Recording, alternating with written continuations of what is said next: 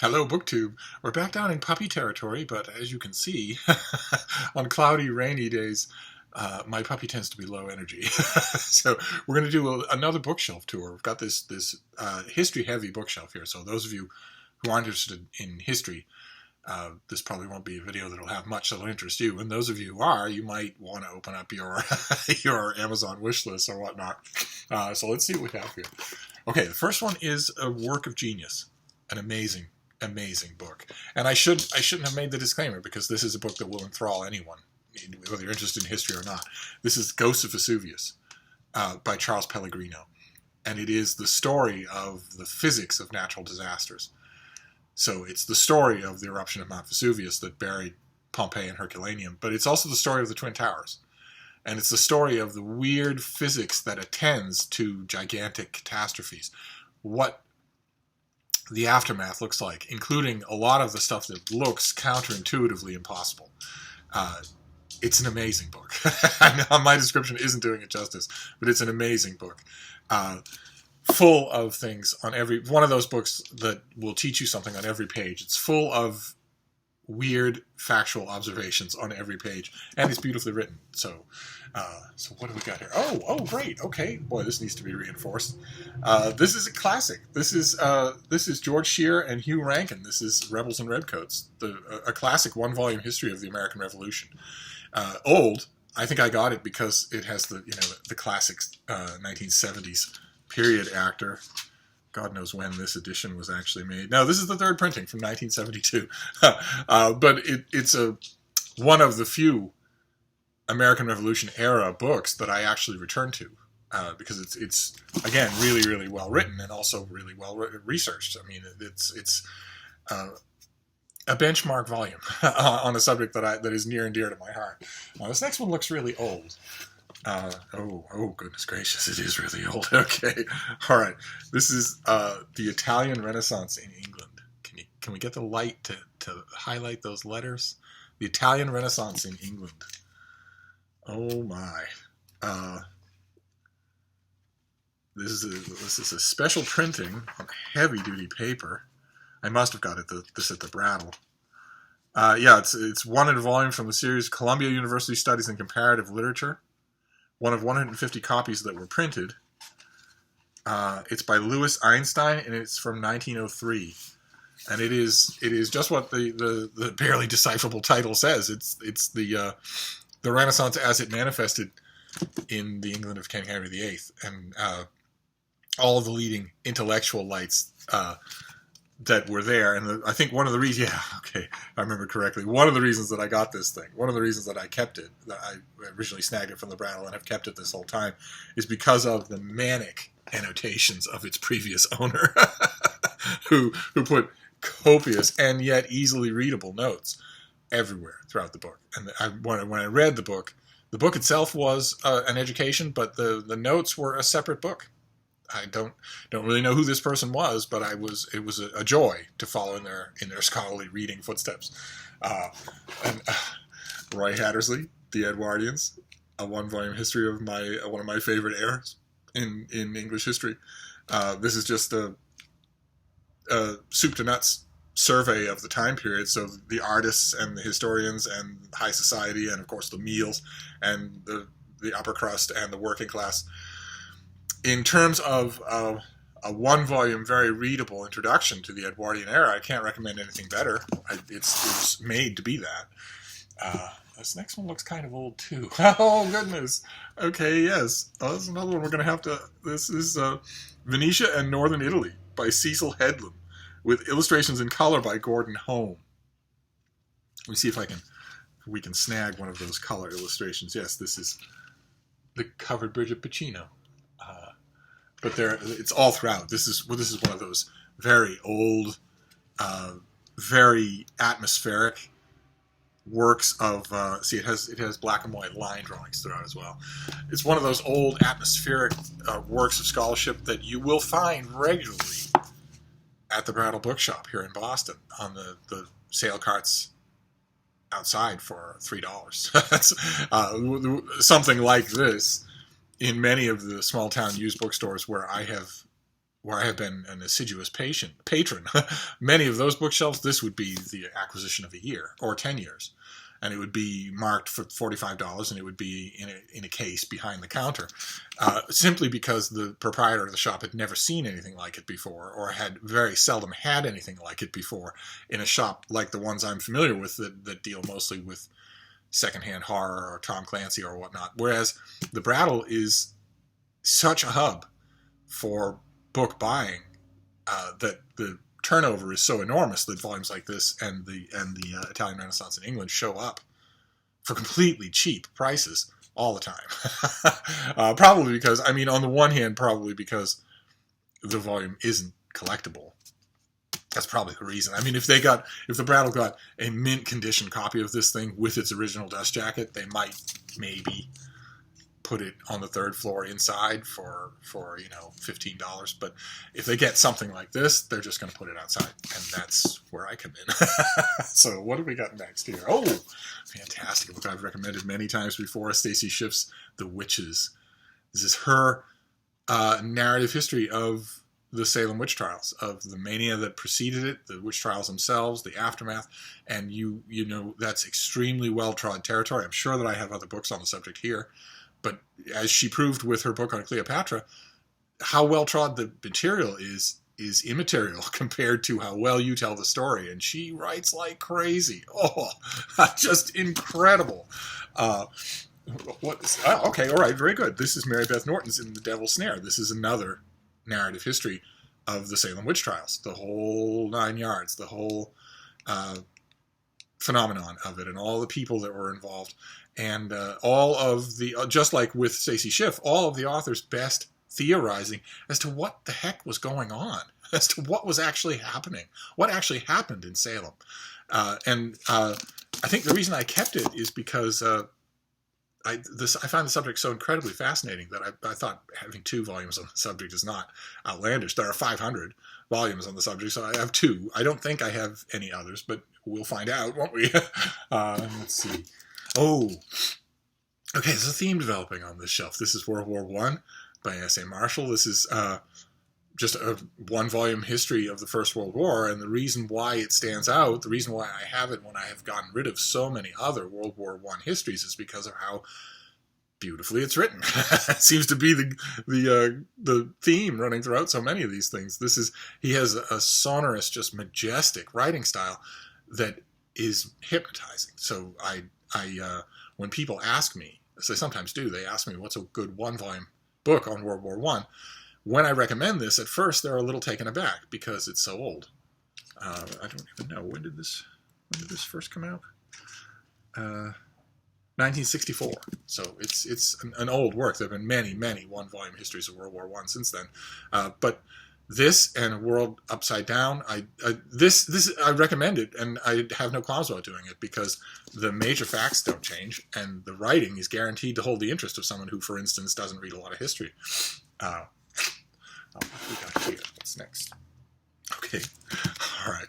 This is Mark Ford's big anniversary volume of London. This is a history of London in verse from all the eras in which London has ever appeared in English verse. So for 1,000 years. And as a poetry anthology, it just can't be beat for that. If you love London, and I do, I've never actually lived for any length of time in London. I visited many times, but it's not one of the 24 places in my life where I have actually lived, where I have actually gone to a landlady and taken rooms. And yet I feel like I've lived there more than I have virtually anywhere else, because I've lived in London through reading endlessly. And it feels like I've done it for the 1,000 years covered in this book. And the Ford's selections, his editorial team's selections, they're just wonderful. So the book just brims with life. And it's as a tribute to a city. God, I wish they would do this to 6 places in the world. Volumes like this, the Belknap Press. Oh, goodness gracious. Okay. All right. This is James Davidson's Greeks and Greek Love. Just a big, comprehensive 1-volume overview of homosexuality. What does the subtitle say? A bold new exploration of the ancient world. But this is largely about homosexuality in the Greek world and in Greek literature and in the Greek epigraphy that we have. And that's its main focus. But again, as with so many of the books on this shelf, I just love Davidson's writing. I think it's fantastic. So I would read it for that, even if I know that scholars disagree with quite a bit of what's in this book. And I found a couple of points on it myself that didn't seem to follow through, even from an amateur's level with the literature that I knew. But even so, the reading experience of the book easily makes it something that you keep on your shelf. Then The Anatomy of the Nuremberg Trials by Telford Taylor, who had a ringside seat, knew perfectly well. What does our author bio say? He graduated from Williams College and Harvard Law School, filled various legal posts during the Roosevelt and Truman administrations. During World War II, he served in Europe as a U.S. Army intelligence officer. After the war, he joined the American prosecution staff at the first Nuremberg trial, and in 1946 was promoted to brigadier general and made chief prosecutor for the ensuing Nuremberg trials. So if he writes a book called Anatomy of the Nuremberg Trials, you probably want to read it. And he's an excellent prose stylist. This is not the only work of history that he's written, and I like them all. I have, I think, again, a few books on the Nuremberg trials, but this one is, I had this in a trade paperback forever and ever and read it 2 pieces. I read it until it fell apart. And when I do that with a book, it happens not frequently, but not infrequently either. When I do that with a book, when I read a book, when I go back to it, when I use it so much that it literally falls apart, that's when I know to keep my eye out at the Brattle and other used bookstores for a hardcover copy that will not fall apart. And it's proven correct, because I have gone back to that hardcover many times. I write about World War II quite often. I bet these are all World War II from. Oh yeah, okay.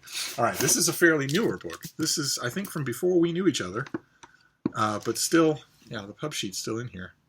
Yeah, this is from 2015, April of 2015. This is KL.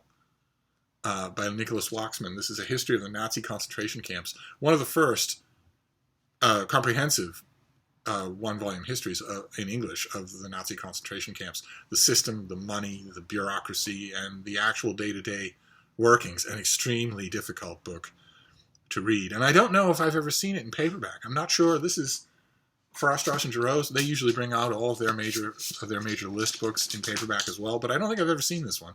One way or another, I go back to this one often, and I stick articles in it, and I consult the index to go back and forth on dates. And hey, Bean, what you doing? What's your bustle? What's your bustle?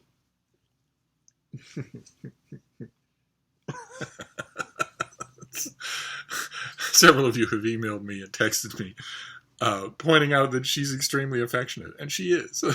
She is. Visitors have a hard time seeing that a little, because she's still very much in a bitey frame of mind, in a bitey frame of her life. But when you get her past that, she is an extremely quiet and affectionate little dog. Aren't you? You are. You are.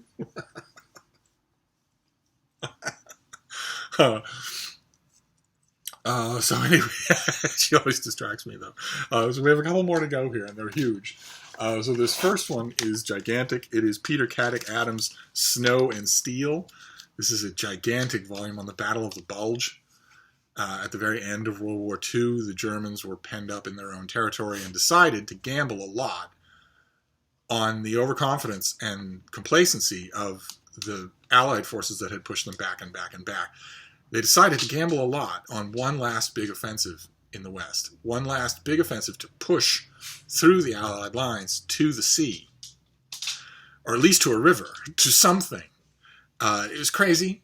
It shouldn't have been done. It was a mad endeavor. And it makes for gripping reading, because it didn't come close to working. It was never going to succeed. But it had more success in the first 2 days, than on paper I would ever have given it credit. And there's a famous book that came before this, a famous work of narrative World War II history. Now I'm wondering if I have it.